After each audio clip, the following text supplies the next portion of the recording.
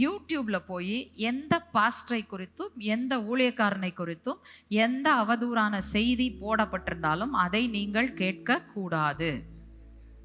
Okay, சபை அனைத்தும் ஆமேன் சொல்லுமா? I want to see all your hands and say ஆமேன். கர்த்தர் உங்களை ரெஸ்பான்சிபிளா ஹோல்ட் பண்ணுவார். தயவு செய்து போய் கேட்காதீங்க. காரணம் என்ன தெரியுமா? அது அவர்களை பாதிக்க போவதில்லை. ஏனென்றால் அவர்கள் ஒரு நாள் கர்த்தருக்கு முன்னாடி நின்று கணக்கு கொடுத்து தான் ஆகணும். நானும் கொடுக்கணும், பாஸ்டரும் கொடுக்கணும், எங்க அப்பாவும் கொடுக்கணும், எல்லாரும் கொடுத்து தான் ஆகணும். புரியுதா உங்களுக்கு? நாங்க உங்கள்கிட்ட கணக்கு கொடுக்க போறதில்லை. உங்களை விட பெரியவர் கர்த்தர்.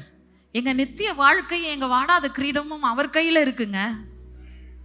அவருக்கு முன்னாடி நாங்க நின்று கணக்கு கொடுக்கணும்.